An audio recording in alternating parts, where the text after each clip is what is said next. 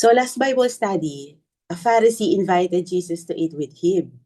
But the meal quickly turned into a rebuke of the Pharisees when Jesus ignored their ceremonial hand washing, a man-made tradition, not God's command. Tulad ng sabi ko, he deliberately skipped it para magkaroon siya ng chance to confront their false religion. At tatlong woes or judgment ang ibinigay ni Jesus sa mga religious leaders, particularly sa mga Pariseo. If we sum up the three woes, they reveal three core sins in the character of the Pharisees. Una, distorted ang kanilang priorities.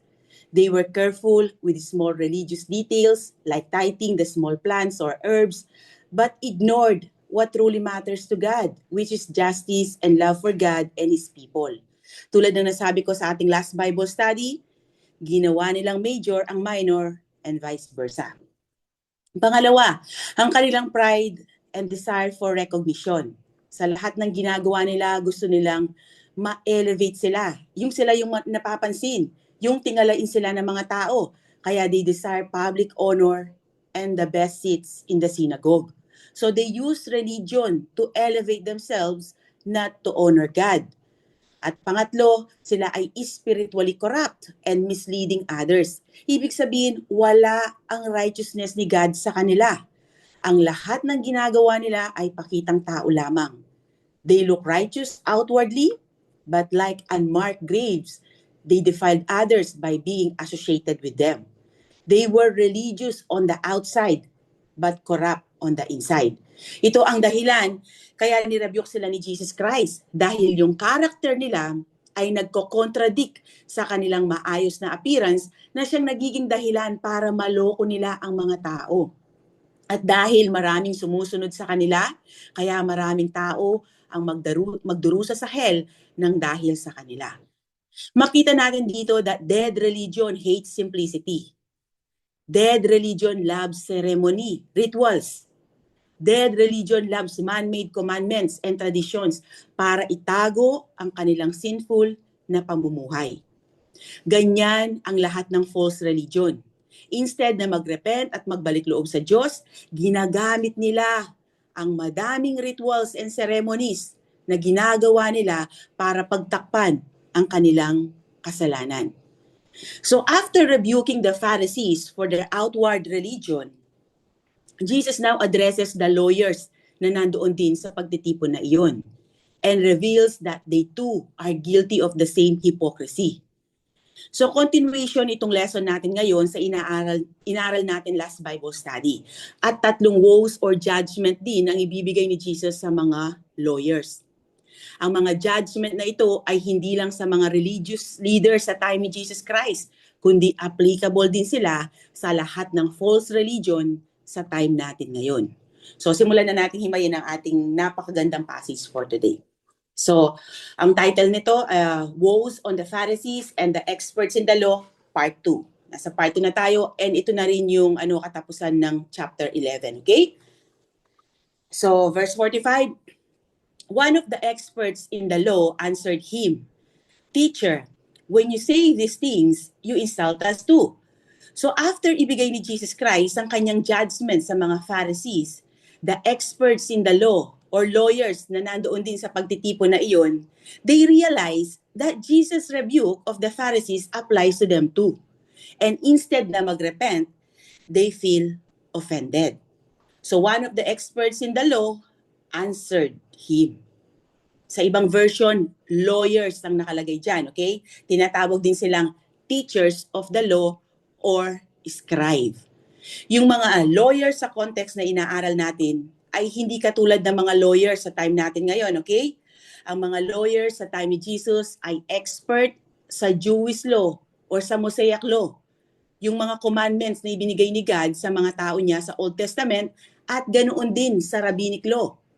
Ang rabbinic law ay ang mga interpretasyon at dagdag rules ng mga rabbi or Jewish teachers base sa law na ibinigay ni God sa Old Testament, yung Mosaic law. So nagbigay si God ng kanyang mga utos and then ininterpret nila yon, nagbigay sila ng maraming detalye. So yun yung tinatawag na rabbinic law, okay? So ang original na law ay yung galing lang sa Diyos, ang Mosaic Law. Pero ang mga rabbi ang nag-explain at nagdagdag nga ng napakaraming detalye patungkol dito. At ang goal nila ay para tulungan ang mga tao na masunod itong law ni God. Kaya ganyan ang tawag sa kanila. Kaya sila tinatawag na experts in the law. Para silang mga theologians or Bible scholars sa time natin ngayon. So mamaya makikita natin kung nakatulong ba itong idinagdag nilang mga rules sa mga tao. So they were expert in the interpretation and application of the Mosaic and Rabbinic law. Sa kanilang para sa kanila, okay, expert sila. Sila ang nag-develop sa religious system na pinapractice ng mga Pharisees. Kaya sa ginawang pag-condemn ni Jesus sa mga Pariseo, indirectly kasama din sila doon. Dahil kadalasan ang mga expert in the law na ito ay galing sa grupo ng mga Pariseo. Kaya sa pag-rebuke ni Jesus sa mga Pharisees, alam nila kasama din sila doon. Kaya naman one of the lawyers answered Jesus, "Teacher, when you say these things, you insult us too." So inaiinsulto sila sa mga sinabi ni Jesus sa mga Pariseo. Dahil tulad ng sabi ko, they were the ones who interpret not only the Mosaic law, but also the traditions of the elders, yung rabbinic law. They were the ones who crafted the man-made traditions. So by rebuking the Pharisees, Jesus was rebuking them too. Ayaw nilang marinig ang katotohanan. Pero walang makakapigil kay Jesus Christ. Jesus wasn't like the false prophets of old. The false prophets of old are described like this by the Lord through the prophet Jeremiah. Sabi dito sa Jeremiah 23:17, "They keep saying to those who despise my word, 'Don't worry. The Lord says, you will have peace.' And to those who stubbornly follow their own desires, they say, 'No harm will come your way.'" False prophets were telling rebellious people what they want to hear, not God's truth. They validate rebellion. Hindi ganun si Jesus Christ. Jesus confronts sin and points to salvation. He didn't cover up their pain or give false comfort, saying peace when there was no peace. He spoke the truth kahit masakit sa pandinig at maaaring ikagalit ng mga to. So anong lesson ang makukuha natin dito? Iwasan nating makinig sa mga leaders or preachers na puro magaganda lang sa pandinig ang sinasabi para hindi maka-offend. Or iwasan natin ang mga kaibigan na laging nag-a-agree sa lahat ng sinasabi natin. Or hindi tayo kino-correct or kino-call out kahit mali ng ating ginagawa. Kundi kinukonsinti pa tayo sa ating maling pamumuhay. They are not a true friend to our soul. At hindi ganun si Jesus Christ. Jesus spoke the truth in love, even when it was going to bring backlash na makikita natin sa katapusan ng chapter na ito. Remember this, kids. A real friend for your soul isn't someone who always agrees with you, but someone who speaks the truth even when it's hard to hear. Kung may kaibigan kayo na nire-risk ang inyong pagkakaibigan para sabihin ang totoo, kahit alam niyang masasaktan kayo or maaaring masira ang friendship niyo, treasure that friend, for they are good for your soul. At kung inaakala ng lawyer na magto-tone down si Jesus Christ dahil sa sinabi niya, nagkakamali siya. Ironically, he just gives Jesus an easy transition into another series of woes. So total of 6 woes para sa mga Pharisees at sa mga experts in the law ang ibibigay ni Jesus sa chapter na ito. Dahil part naman sila ng iisang religious system. Iba't ibang roles lang ang kanilang ginagampanan sa sistemang iyon, pero lahat sila ay guilty sa 6 woes na ibinigay ni Jesus dito. Nakita natin yung 3 woes last Bible study.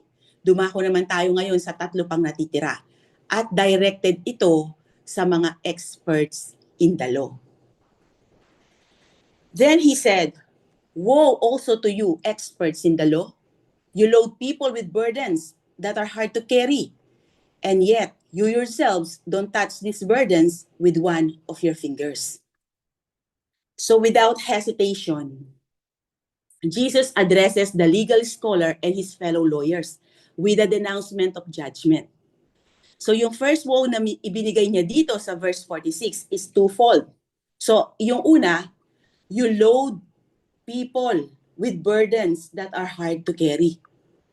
The word burdens describe a load too heavy for anyone to carry. You can picture it like a ship way down with cargo. Ginamit din yung saltang ito sa Acts 27:10.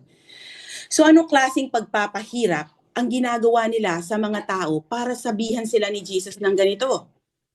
Una, they misinterpreted and misused God's word. They took the Mosaic law and turned it into ladder. So instead na maging guide ang Mosaic law to know, love, and follow God, ang mga religious leaders na ito, they turn it into kind of ladder that people had to climb to reach God. At dahil mali ang interpretasyon at paggamit nila ng salita ng Panginoon, kaya katakot-takot na rules ang inimpose nila sa mga tao para ma-earn ng mga ito ang favor ni God.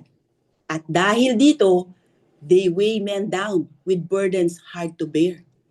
In other words, tinuruan nila ang mga tao na ang paraan para ma-earn ang favor or approval ni God ay ang pag-obey sa katakot-takot na rules na dinevelop nila.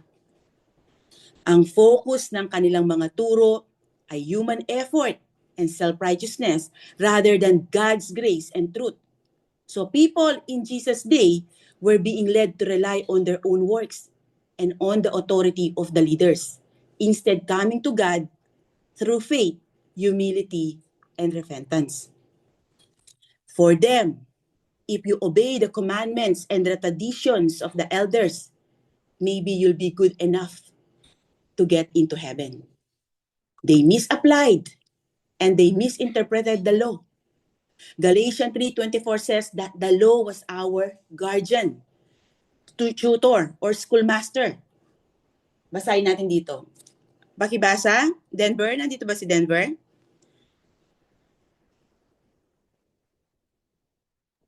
Tita Grace, nagka-allergy po siya, so inaano po siya ni mami ko, hindi po siya makakapagbasa. Sige. Si ano na lang. Si Ate Hannah. Let me put it another way. The law was our guardian until Christ came. It protected us until we could be made right with God through faith. The law was never meant to be a ladder to reach God. The law was their guardian that led them to Christ so that they would be saved. It was meant to be a mirror and an arrow. But never forget this. Every religious system in the world does the same thing at some level. Lahat sila, ang kaligtasan ay based sa work righteousness. Gawin mo ito, sundin mo ito, para makapasok ka sa kaharian ng Diyos na taliwas sa sinasabi ng Bible. Dahil tulad ng sabi ko kanina, the law was meant to be a mirror and an arrow, not a ladder. Yung Mosaic law or God's old covenant was never meant to be a way for people to earn God's favor. It was meant to reveal the truth about ourselves. Ang purpose ng law ay para maging mirror sa atin because the law can change the heart. Kaya para lang siyang mirror dahil ipinapakita ng law ni God ang pagiging sinful natin. Na tayo ay sinungaling, mayabang, hinggitera, rebelde sa Diyos. So we all fall short of God's perfect standard. Romans 3:23. By nature, all humans are sinners. Tulad ng sabi ni Apostle Paul sa Romans 3:10, that no one is righteous, not even one. And the law exposes that reality. Kaya para siyang mirror na ipinapakita sa atin ng ating dumi. Dahil wala kahit isa sa atin ang naka-perfect sa law ni God. Magsinungaling ka lang ng isang beses, ang sabi sa James 2:10, nilabag mo na ang buong commandments ni God. At sa tingin ko, kahit bata, nagsisinungaling. Kinain mo ba yung cookie? No. Di ba yung Johnny? yung kanta ni Johnny, di ba? Pero ang dami niyang sugar sa bibig, di ba? Oh. At sa tingin ko, yun nga, hindi lang yung mga inosente. So kung yung mga inosenteng bata, yung mga tinuturing nating inosente, pero hindi pala inosente sa tingin ng, kumbaga sa mata ng Diyos, di ba? Dahil nga sa nakakapagsinungaling din sila. Sinasabi sa James 2, di ba? Na yun nga, labagin mo lang ang isa, magsinungaling ka lang dahil nandun yun sa commandments ni God, ang pagsisinungaling, huwag kang magsisinungaling, sabi niya, di ba? So nilabag mo na ang buong kautusan ng Panginoon. Kaya wala kahit isa sa atin ang naka-perfect nito. Guilty lahat tayo sa harapan ng Diyos. At ang deserve natin ay ang wrath ni God. But at the same time, the law functions like an arrow, pointing us to our need for a Savior. When the law shows us we are guilty and deserving of God's judgment, it is meant to lead us to Jesus, who alone offers forgiveness and salvation. So the law is like a mirror that shows our sins, and also like an arrow by which we are supposed to see Jesus. Ang problema sa mga religious leaders na ito, they misinterpreted the law, they turn it into a ladder. People could climb to earn God's approval instead of understanding it as a mirror that exposes sin and an arrow that points to Christ. And it's not just that. They misapplied and mishandled the Word of God. They also buried the Word of God under their traditions. They buried the true purpose of the law by adding so many man-made rules. Kaya sinabi ni Jesus dito that they load people with burdens that are hard to carry. Ang ibibigay kong example dito ay yung law of the Sabbath na ibinigay ni God sa Old Testament sa mga tao niya. Okay? Pakibasa. Sino ba? Si Kuya Ian, pakibasa. Remember to observe the Sabbath day by keeping it holy.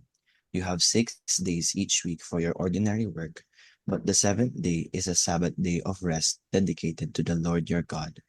On that day, no one in your household may do any work.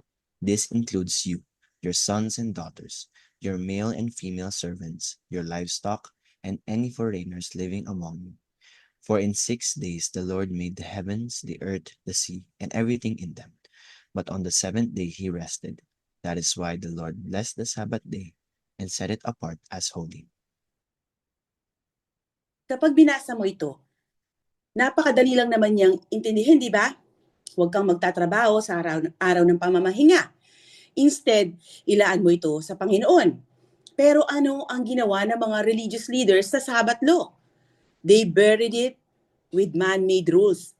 Sa kanilang book na Mishnah, mababasa doon ang 40 less 1 or the 39 Sabbath prohibitions, yung forbidden labors during Sabbath. Okay? Sa agricultural work or food production, ito yung mga bawal sa kanila. Bawal sowing, plowing, reaping, binding sheaves, threshing, winnowing, selecting or sorting, grinding, sifting, kneading, baking, or cooking. And then sa clothing naman or fabric production, bawal lang shearing wool, bleaching, combing or scratching, dyeing, spinning, warping, making two loops, whipping two threads, separating two threads, tying a knot, untying a knot, sewing two stitches, tearing in order to sew two stitches. And then, sa leather and writing naman, trapping, slaughtering, skinning or flaying, yung pagbabalat, salting or tanning, tracing or ruling lines, scraping hide, cutting hide. Dito naman sa writing and construction, writing two letters, erasing for the purpose of writing, building, demolishing. At dito sa fire and final work, extinguishing a fire, kindling a fire, striking the final blow, completing a task, the final touch. At lastly, dito sa transporting, carrying. Ito yung transporting an object from a private domain to a public domain or 4 cubits within public domain. Take note, bawat isa sa mga yan ay may mga descendants. Okay? Ibig sabihin, ang mga yan, ang primary category, then meron pang secondary category na nakapaloob sa mga rules na yan. Example, ang baking, di ba? It includes any form of cooking. And writing includes using a computer or a stamp sa time natin ngayon. So anong napansin nyo sa mga yan? Wala kahit isa sa mga yan ang explicitly nakalagay sa scripture na binasa natin kanina sa Book of Exodus. Di ba? Except kung ang trabaho mo ay isa sa mga yan. Like for example, ang work mo ay mag-slaughter ng animals. Then sa Sabbath day, kailangan kang magpahinga sa paggawa mo nito. So technically, ang mga man-made rules na ito were meant to protect the Sabbath. Para hindi ma-violate ng mga tao ni God ang Sabbath. Para silang fences or guardrails para protektahan ng Sabbath law ni God. But in practice, they made life extremely difficult and created burdens for ordinary people. Jesus repeatedly rebuked them at intentionally gumagawa talaga siya ng milagro sa mismong araw ng Sabat para ipakita sa kanila that they miss the heart of the law, which is love, mercy, and true rest in God. Nakita nyo how the Word of God can get buried? Ang nakakalungkot, even today, may mga Orthodox Jews na nagpa-practice pa rin nito. So in May 2015, a fire in an ultra-Orthodox Jewish family's home in Midwood, Brooklyn, killed 7 children and critically injured others. Dahil sa electric hot plate na iniwan nilang naka-on noong araw ng Sabat. Na common practices sa mga Orthodox Jews para manatiling mainit ang kanilang pagkain sa araw ng Sabat without turning the appliances on and off. Dahil bawal mga iyon sa kanilang Sabbath rules. So para hindi nila ma-violate ang man-made rules para sa Sabbath day, kaya iniwan nilang naka-on ang electric plate, hot plate, na naging dahilan ng sunog at ikinamatay ng 7 bata. So ngayon, mas nauunawaan na natin yung invitation ni Jesus sa mga Hudyo. Sa Matthew 11:28 to 30, ang sabi niya, "Then Jesus said, 'Come to me, all of you who are weary and carry heavy burdens.'" Yung burdens na sinasabi ni Jesus dito ay ang napakaraming rules and regulation na inimpose ng mga religious leaders sa mga tao nila. Kasama yung iba pa, okay? "And I will give you rest. Take my yoke upon you. Let me teach you because I am humble and gentle at heart, and you will find rest for your souls. For my yoke is easy to bear, and the burden I give you is light." Think about what this meant for people in Jesus' time. They were used to following many rules and trying hard to be good enough for God. Maaaring ganun din tayo. Lalo na kung iniisip natin na ma-earn natin ang ating salvation. Na makakapasok tayo sa langit by being good or doing good works. But the beauty of the gospel is this. Jesus says, "Come to me." That means you don't earn salvation. You receive it. By grace, through faith, you simply believe that Jesus is the only way. That He died for your sins and rose again to give you new life. You come as you are, bringing nothing. And He gives you forgiveness and everything He has.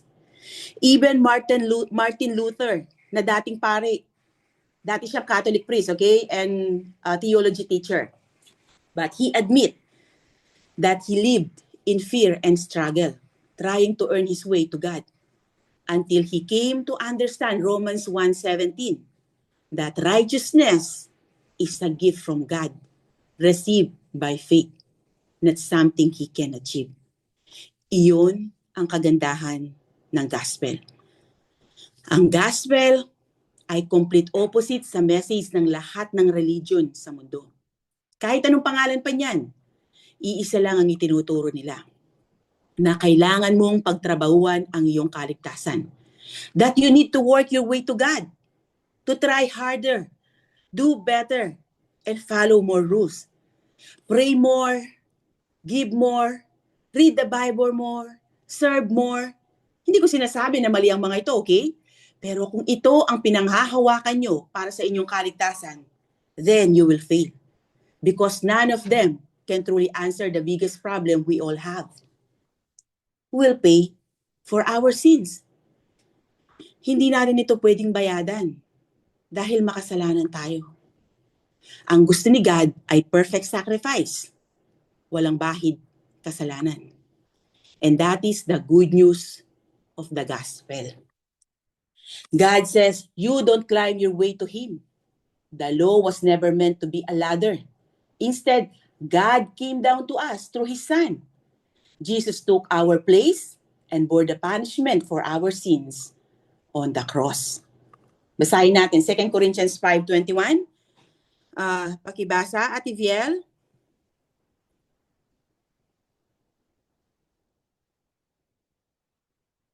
Hindi pa makakabasa si Ate Viel. Sige, si Ate Chloe na lang.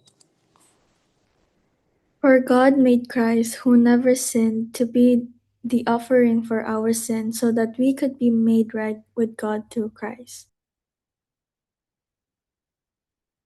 So, itong masasabi ko lang, okay, sa mga nandito ngayon, nakasama ko na wala pa kay Jesus Christ, tinatawag niya kayo to come to Him as you are. Hindi nyo kailangang magpakabuti muna dahil hindi nyo magagawa yun. Lumapit kayo sa Kanya at kayo ay bibigyan niya ng bagong buhay. Kaya nga, ang pagkakaroon ng relasyon kay Jesus ay tinatawag niyang born again, na mababasa natin sa John chapter 3. So anong lesson ang makukuha natin dito? Makikita natin na walang kakayahan na i-lead ng mga false religion ang mga tao sa way ni God para magkaroon sila ng tamang relasyon sa Kanya. Dahil sila mismo ay walang relasyon sa Diyos. They are blind guides of the blind. Luke 6:39. And both will end up in the eternal pit of hell. Pero lahat sila, pinapaniwala ang mga taong sumusunod sa kanila na sa pamamagitan ng maraming good works, ma-earn nila ang favor ni God. Tandaan nyo, we are not saved by our walk or yung mga gawa natin. We are saved by grace through the gospel. But if we are saved through grace, we will have a walk that reflects that. Makikita yung buhay ni Christ sa ating pamumuhay bilang fruit ng ating salvation. Therefore, live in a way that makes your faith and your gospel talk match. Dapat nagmamatch yan, okay? Ngayon, dumako naman tayo sa second problem ng first judgment na ibinigay ni Jesus sa mga lawyers. Not only that they tied heavy burdens on people. Ang sabi din niya, and yet, you yourselves don't touch these burdens with one of your fingers. So yung touch dito sa original language is to feel or tap lightly. Hindi literal na physical touching ang gustong sabihin ni Jesus dito, okay? Kundi about moral and spiritual responsibility. Parang sinasabi niya sa kanila dito that they impose burdens or rules, pero sila mismo hindi nila ginagawa. At hindi nila magawa ang mga rules na ipinapagawa nila sa mga tao. After all, who could keep all those commandments na ini-impose nila sa mga tao? Wala. In other words, sila mismo, hindi nila pinapractice ang mga rules na ini-impose nila sa mga tao. Sa tingin ko, maraming preachers or Bible study teachers sa time natin ngayon ang guilty din dito. May mga preachers or Bible study teachers na naglalagay ng heavy burden sa mga tao na tinuturuan nila through their preaching or teaching. Pero sila mismo hindi pinapractice ito. This is hypocrisy, kids. If you teach a good game, but don't live a good game, that's hypocrisy. Ganon ang mga lawyers na kausap ni Jesus dito. They didn't even want to touch the burdens that they were giving people. Or kung may ginagawa man sila, they blew loud trumpets para makita ng mga tao at purihin sila. Ang payo ni Jesus sa mga kausap niya sa Matthew 23, verses 3 to 4. Pakibasa, Kuya Nathan.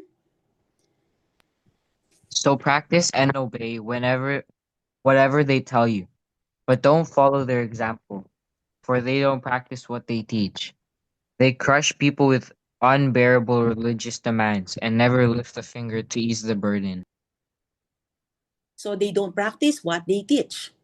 Anong ginagawa nila para hindi sila mapulaan, para hindi sila i-criticize ng mga tao na hindi nila pinapractice ang kanilang mga tinuturo? Mayroon silang way para makaiwas sa mga burdens na ini-impose nila sa mga tao.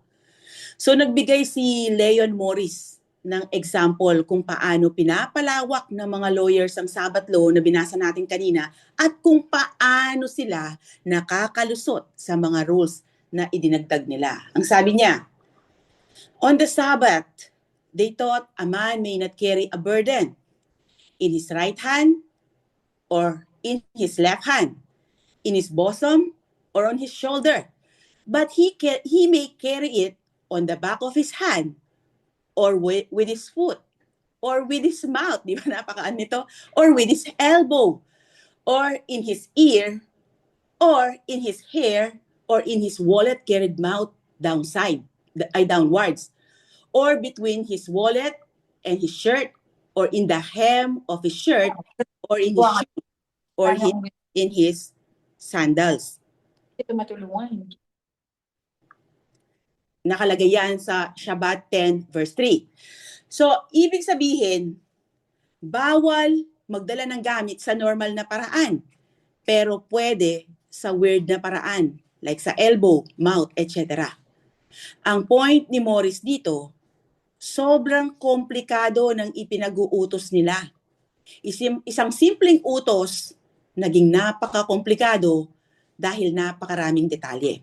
Then, sabi niya dito, multiply this by all the regulations of the law, and ordinary people have a burden beyond bearing, even to know what they might do and might not do. Yung mga ordinaryong tao, nalilito at nahihirapan dahil sa napakaraming rules at hindi na nila alam kung ano ang dapat nilang gawin at hindi. Naging burden talaga dahil hindi lang sa mahirap itong sundin, kundi mahirap ding intindihin at tandaan. Then sabi niya dito, but there is also multitude of loopholes for a lawyer who knew the traditions which enabled him to do pretty well what he wished. Nasa The Gospel according to St. Luke, the Tyndale New Testament commentaries yan, okay? So ito ang pinopoint ni Morris dito. Kahit bawal, may paraan pa rin ng mga lawyers na gawin ang gusto nila dahil alam nila ang mga technicalities. So ang mga ordinaryong tao ay nahihirapan, ang mga lawyers na gumawa ng mga batas na ito, na expert sa law na ito, sila ay nakakalusot. So for ordinary people, the rules were a burden, but light for the experts who knew its tricks. Nakita nyo ang kanilang pagiging hypocrite? Hindi nagmamatch ang kanilang pamumuhay sa kanilang mga itinuturo. Niloloko lang nila ang kanilang sarili, di ba? Their talk and their walk didn't line up together. Kaya sila kinall out ni Jesus Christ dahil sa kanilang pagiging hipokrito. Then Jesus moves on to the next woe in verses 47 to 48. Ang sabi niya, woe to you! You build tombs for the prophets and your fathers killed them. Therefore, you are witnesses that you approve the deeds of your fathers. For they killed them and you build their monuments. So iniisip nila na mas superior sila sa kanilang mga ninuno or ancestors because they build tombs for the prophets na pinatay ng kanilang mga ninuno. Maaaring pinaganda nila ang mga libingan ng mga propetang pinatay ng kanilang mga forefathers to commemorate their death. Ito yung way nila para sabing iba sila sa kanilang mga forefathers na hindi nila gagawin ang ginawa ng kanilang mga ninuno na alam ni Jesus na siyang iniisip nila dahil sinabi niya ito sa Matthew 23 verses 29 to 30. Pakibasa, Ate Rain? Woe to you, scribes and Pharisees, hypocrites! You build the tombs of the prophets and decorate the graves of the righteous. And you say, if we had lived in the days of our ancestors, we wouldn't have taken part with them in shedding the prophets' blood. So sinasabi nila, we are not like our forefathers. Pero kahit anong pakitang tao ang gawin nila, Alam ni Jesus na hindi sila naiiba sa kanilang mga ninuno. And real talk lang, okay? Mas madali naman talagang i-appreciate ang mga patay na mga propeta kaysa sa mga buhay pa. Dahil ang patay, hindi na nila magagawang i-rebuke sila sa mali nilang ginagawa. A dead prophet can correct them. A dead prophet doesn't disturb them. So anong application na makukuha natin dito? If you honor Christians who have passed away but don't love or connect with those who are alive, your faith may be dead, pretending to be alive.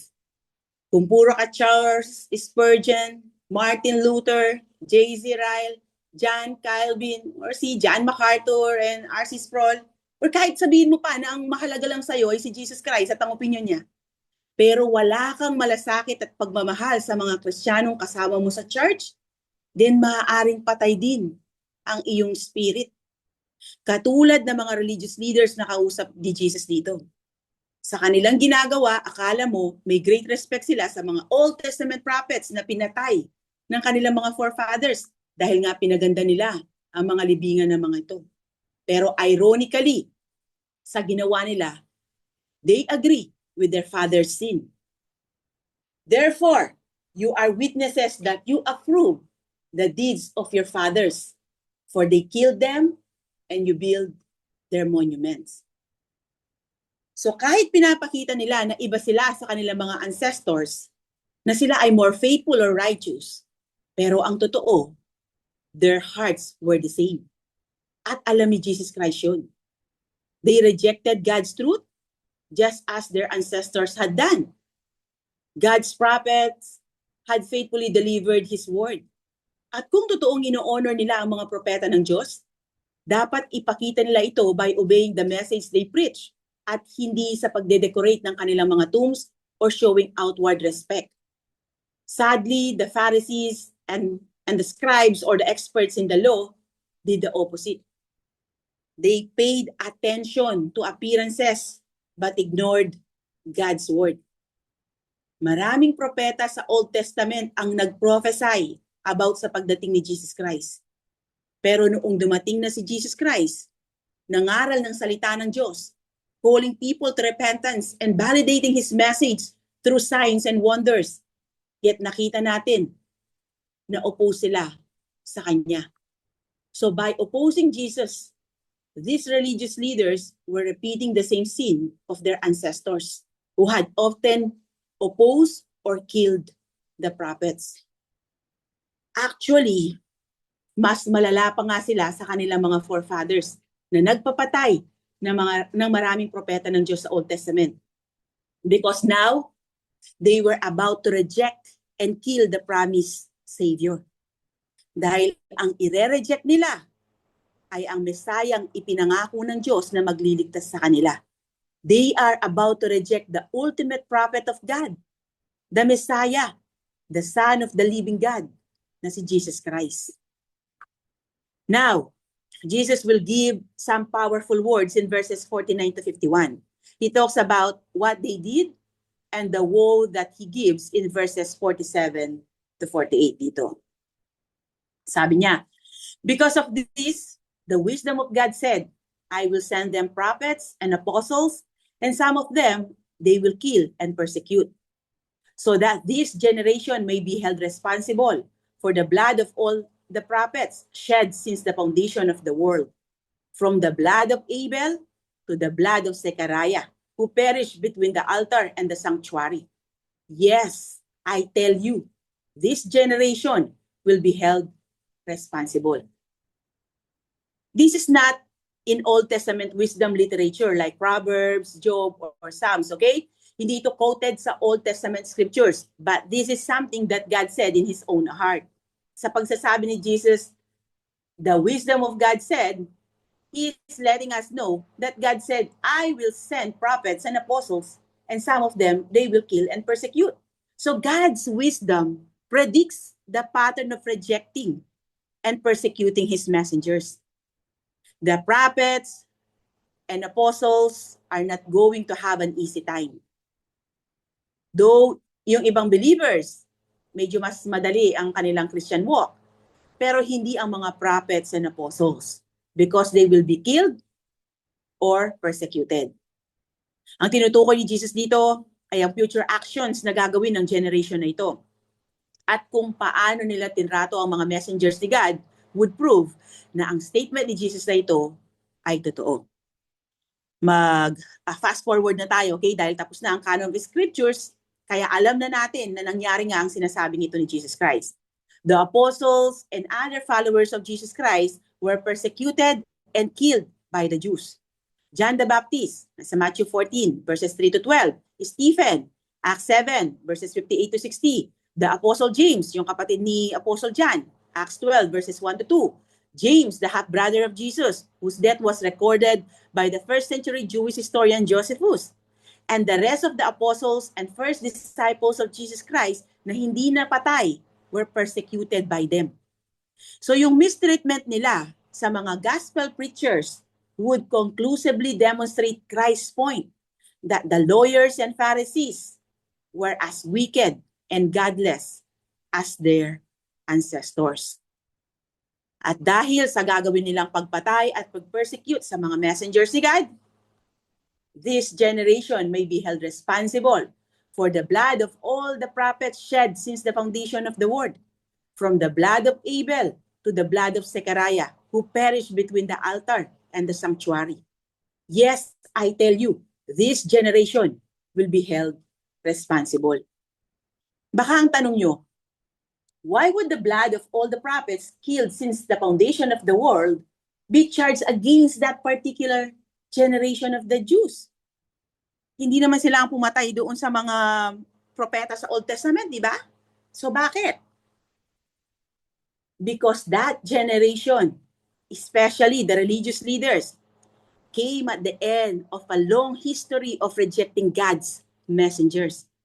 From Abel to Zechariah, A to Z, prophets were repeatedly rejected and killed. In Jesus' time, that pattern reached its climax. When Jesus came, God, who had spoken through the prophets for many years, finally spoke to us through His Son. Gavin, can you please read this? Long ago, God spoke to our ancestors by the prophets at different times and in different ways. In these last days, He has spoken to us by His Son. God has appointed Him heir of all things and made the universe through Him. So Jesus is God's ultimate messenger or prophet. Dahil hindi lang siya basta propeta, kundi siya ay God incarnate. So when they rejected and killed Him, they thereby became guilty of the death of all the prophets from the time of Abel, na unang recorded death sa Bible, to the blood of Zechariah. So by the way, itong Zechariah na tinutukoy dito ay yung author ng book of Zechariah, okay? Dahil sa Matthew 23:35, sinabi doon ni Jesus na anak ito ni Berechiah. At mababasa sa Zechariah 1 verse 1 kung saan ini-introduce si Zechariah na ito ay anak ni Berechiah. Kasi may isa pang Zechariah na namatay din sa sanctuary. So they finished what their ancestors started, na siyang sinabi ni Jesus sa Matthew 23:32. Sabi niya, go ahead and finish what your ancestors started. So tulad ng parable sa Gospel ni Matthew, chapter 21, verses 33 to 46, kung saan isinugo ng landowner ang kanyang mga servants sa mga tenants to collect rent. Anong ginawa ng mga ito? Pinatay nila ang mga servants ng landowner. Then he sent his son thinking they will respect him, but they kill him too. In the same way, the servants are the prophets of God, the son is Jesus, and the tenants are the generation of leaders. Kaya sa kanila, ibibigay ang judgment ni God. Itong paraan ng Diyos sa pagpataw ng judgment sa kasalanan ng past generations ay hindi na bago sa atin. Tulad ng panahon ni Noah, God's judgment fell on that generation because of their persistent wickedness. 8 tao lang ang nakaligtas sa ipinadalang judgment ni God sa henerasyon ni Noah. The generation alive at that time of the flood experienced the judgment that resulted from generations of wickedness. Ganoon din sa mga generation na buhay sa tribulation time. So para itong cup of wrath na hinihintay ni God na mapuno bago niya ibuhos ang kanyang judgment. At sa generation ni Jesus na puno ang cup of wrath ni God, kaya sa kanila babagsak ang judgment ni God sa pagpatay ng mga propeta at sa mga tao ng Diyos mula sa Old Testament hanggang sa New Testament. Dahil sila ang tumapos sa sinimulan ng kanilang mga ninuno. Umabot na sa sukdulan ng kanilang kasamaan. Jesus' generation knew God's truth dahil nasa kanila ang Old Testament scripture. They had the teaching of the prophets in the Old Testament. Narinig din nilang nag-preach si John the Baptist, ang 12 apostles. Ganon din ang 70 disciples ni Christ na kanyang isinugo. At higit sa lahat, nakita nila ang God incarnate at narinig mismo sa kanyang mga labi ang salita ng Diyos. They also saw Jesus' powerful miracles. Like yung power niya over sickness, demons, death, and nature. Through countless undeniable miracles na patunayan niya na siya ay Diyos at galing sa Diyos. Ang Mesayang ipinangako ng Diyos sa kanila sa Old Testament na siyang tinutukoy ng mga propeta. And yet, nireject pa rin nila ito. Dahil dito, mas matindi ang kasalanan nila kaysa sa kanilang mga ninuno. Kaya sa kanila ibubuhos ni God ang kanyang judgment. Pero yung judgment na sinasabi ni Jesus dito ay hindi worldwide judgment tulad sa time ni Noah, okay? Ito ay para sa nation lang ng Israel, which involves death of thousands of souls as well as the destruction of the nation of Israel as an entity. A few decades after Jesus' time, nangyari nga ang judgment na sinasabi ni Jesus Christ dito. Noong AD 70, nagrebelde ang mga Hudyo sa Judea kasama ang mga militant group na tinatawag na the Zealots laban sa pamahalaan ng Roma. Dahil sa malaking tax na ipinapataw nito sa kanila, ganoon din sa pakikialam nito sa kanilang religious practices. Kaya gusto nilang magkaroon ng freedom mula dito. But this revolt led to a brutal war kung saan almost 1,000 towns and villages were destroyed. Jerusalem was captured and its temple leveled. Napatag ang kanilang templo tulad ng propesiya ni Jesus sa Gospel ni Matthew na magigiba ito at walang maiiwang magkapatong na bato na siya ngang nangyari noong AD 70. At napakaraming namatay na Hudyo dito. On the low end, several hundreds of thousands. On the high end, nasa milyon. And many others were sold into slavery. So this historical event shows the temporal judgment that fell on Jesus' generation for rejecting God's prophets and his son Jesus. So Jesus' generation would indeed complete what their ancestors started. They had filled up God's wrath to the top. Kaya sa kanila ibubuhos ni God ang kanyang judgment. So dito na tayo sa third and final woe against the lawyers. Okay? Woe to you, experts in the law. You have taken away the key to knowledge. You didn't go in yourselves, and you hindered those who were trying to go in. So they were supposed to be interpreters and teachers of the law. But in reality, they have taken away the key to knowledge. So anong ibig sabihin nito? Actually, they are supposed to open the door of knowledge to the people. Instead, they make God's word so complicated, so they lock the door and took away the key. Para bang they lock off the truths of Scripture and throw away the key. Kung walang key, paano ka makakapasok, di ba? So, sa paanong paraan nila ginawa ito? By misinterpreting God's word. Sila dapat ang nagli-lead sa mga tao papunta sa Diyos. But instead, sila pa ang dahilan kung bakit napapalayo ang mga tao sa Diyos. Because they were blocking people off from the truth. Instead of helping others know God, they made it harder for them to see Him clearly in the Scripture. Ganyan ang gawain ng mga false teachers.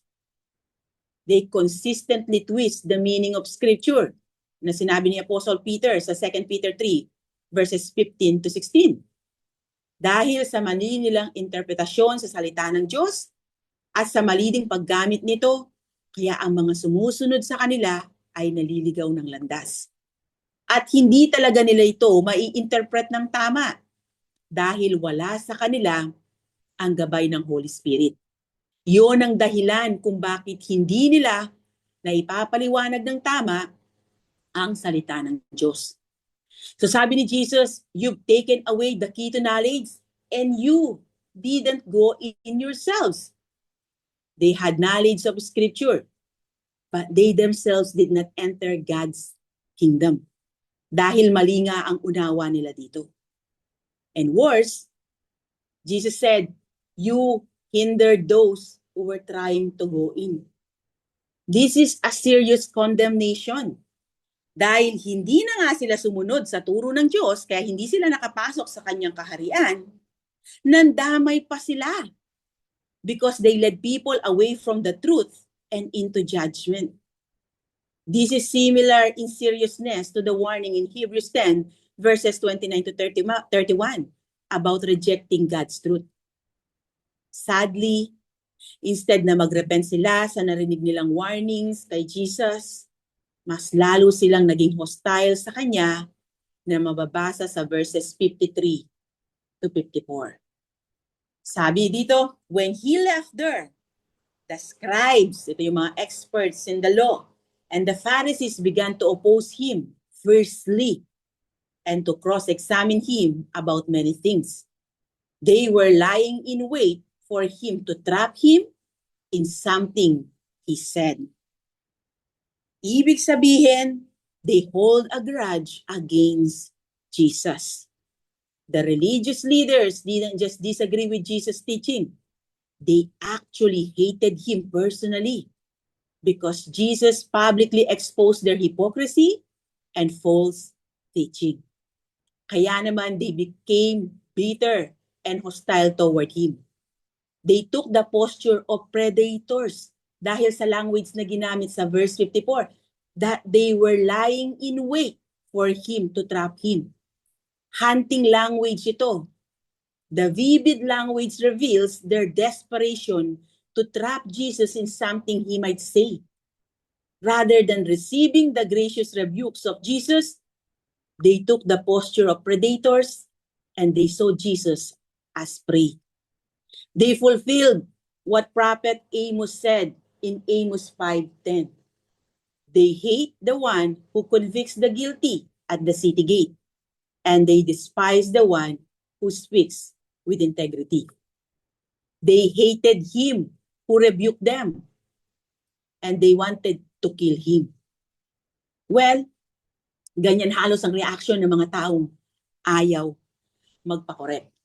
When people reject truth with pride, they don't seek understanding anymore. They try to fight it instead.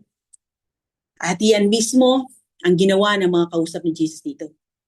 Kaya sa kanila ibubuhos ang wrath ni God. Anong matutunan natin dito? Ang gospel ay offensive sa mga taong umaasa sa sarili nilang righteousness. Kahit maayos at mahinaw natin itong ipahayag, masasaktan at masasaktan pa rin ang taong ma-pride. Pero tulad ni Jesus, patuloy pa rin nating sabihin ang katotohanan kahit ito ay masakit sa kanila. Sabi nga ng isang preacher, the gospel is offensive because it confronts man's self-righteousness and exposes his inability to save himself. Isa pang lesson na makukuha natin dito, kung tayo naman ang kinokorek ng ibang tao, be teachable. Examine yourself. Dahil baka totoo naman ang sinasabi nila. Kawawa ang taong hindi marunong tumanggap ng rebuke or criticism. Ang sabi sa Proverbs 29:1, whoever stubbornly refuses to accept criticism will suddenly be destroyed beyond recovery. Pinapakita ng verse na ito ang danger kapag ang tao ay ma-pride or matigas ang puso at ayaw makinig sa paulit-ulit na rebuke or correction mula sa Diyos. Darating ang time na judgment na ang kasunod at hindi na correction. Dahil ganito mismo ang nangyari sa mga religious leaders sa time ni Jesus Christ. At ang final takeaway natin dito, when religion replaces the truth, it leads to death. But Jesus brings the truth that leads to life. So I encourage you to come to Jesus and follow Him. So let us pray. Heavenly Father, thank you for your word that corrects and teaches us. Forgive us, O Lord, if sometimes nagiging proud po kami or place burdens on others instead of pointing them to you. Help us, O Lord, to have humble hearts that receive your truth and rest in the finished work of Jesus. Use us, O Lord, to lead others closer to you, not away from you. In Christ's name we pray. Amen. So God bless everyone. To God be all the glory.